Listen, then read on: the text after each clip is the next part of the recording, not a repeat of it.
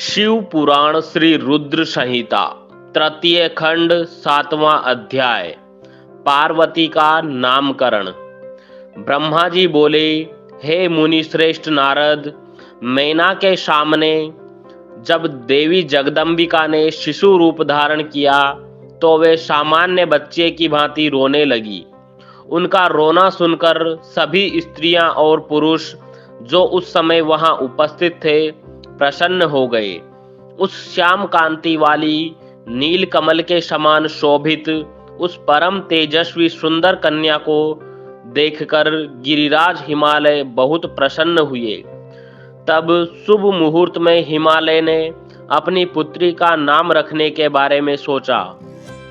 उस समय मैना और हिमालय बहुत प्रसन्न थे। तब देवी के गुणों और सुशीलता को देखकर उनका नाम पार्वती रखा गया। चंद्रमा की कला की तरह हिमालय पुत्री धीरे धीरे बड़ी होने लगी। उसके अंग प्रत्यंग चंद्रमा की कला एवं बिंब के समान अत्यंत शोभायमान होने लगे। गिरिजा अपनी सहेलियों के साथ खेलती थी। पार्वती अपनी सखियों के साथ कभी गंगा की रेत से घर बनाती तो कभी कंदूक क्रीड़ा करती।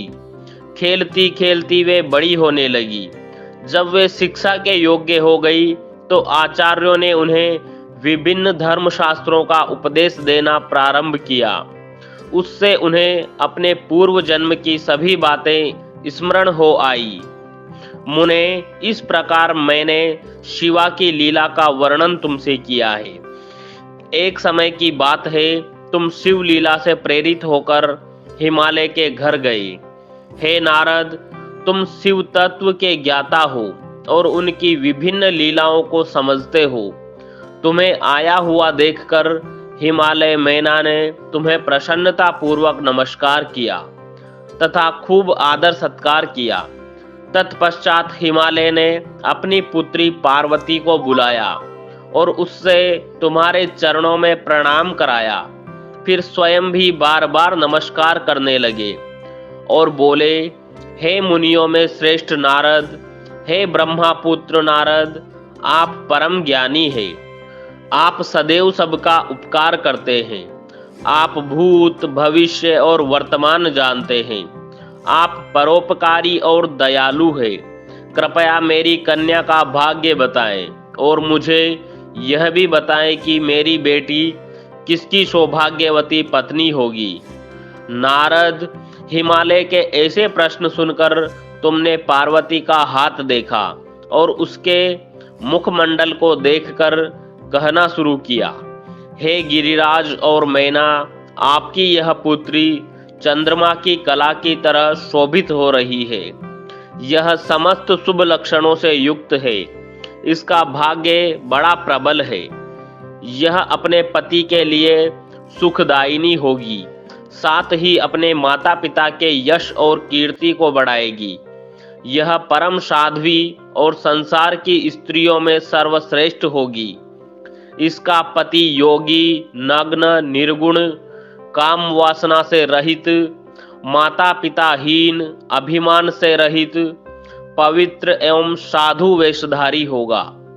इस बात को सुनकर मैना और हिमालय दोनों दुखी हो गए।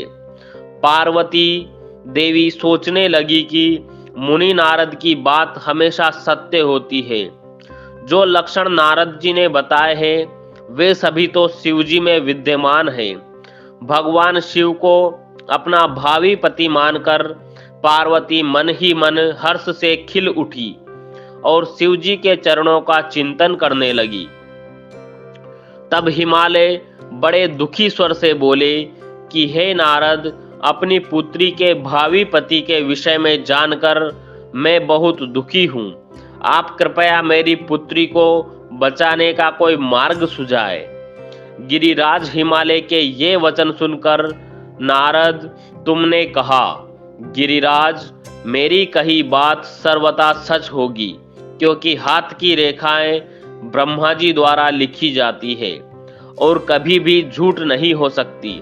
इस रेखा का फल तो अवश्य मिलेगा, किंतु ऐसा होने पर भी पार्वती सुखपूर्वक रहे, इस हेतु पार्वती का विवाह भगवान शिव से कर दें।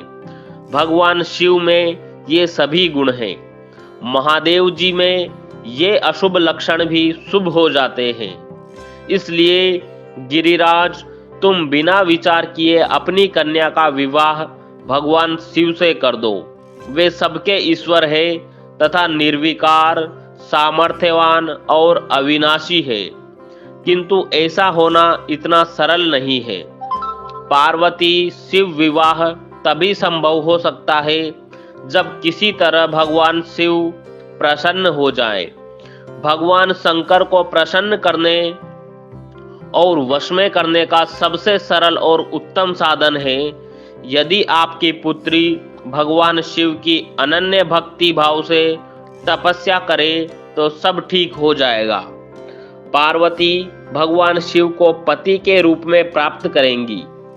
वे सदैव भगवान शिव के अनुसार ही कार्य करेंगी, क्योंकि वे उत्तम व्रत का पालन करने वाली महासाध्वी है।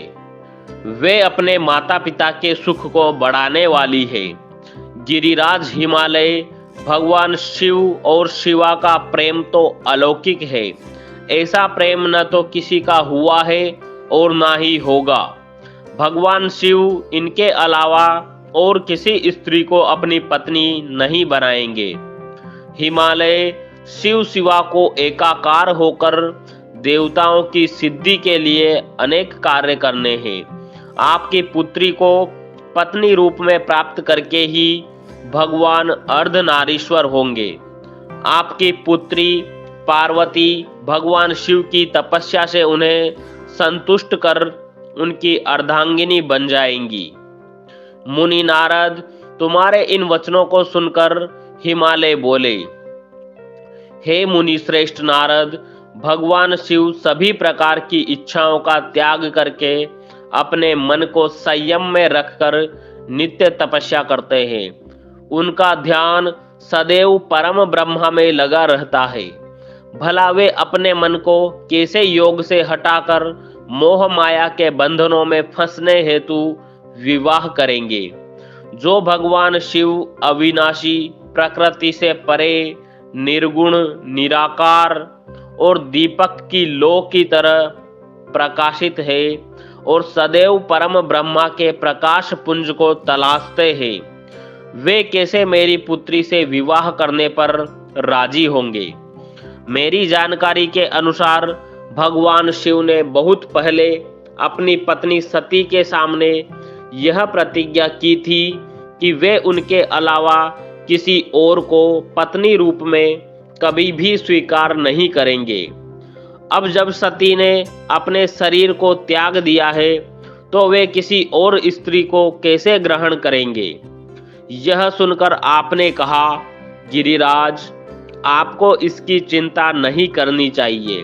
तुम्हारी कन्या ही पूर्व जन्म में दक्ष की पुत्री सती थी और शिव जी की प्राण प्रिया थी। अपने पिता दक्ष द्वारा अपने पति का अनादर देखकर लज्जित होकर सती ने योगाग्नि में अपने को भस्म कर दिया था। अब वही देवी जगदम्बा जो पहले सती के रूप में अवतरित हुई थी, अब पार्वती के रूप में तुम्हारी पुत्री बनी है। इसलिए तुम्हें पार्वती के विषय में चिंता करने की कोई आवश्यकता नहीं है। देवी पार्वती ही भगवान शिव की पत्नी होंगी। तुम्हारी बातें सुनकर गिरिराज हिमालय और उनकी पत्नी मैना व उनके पुत्रों को बहुत संतोष हुआ और उनके सभी संदेह और शंकाएं पूर्णतः दूर हो गए।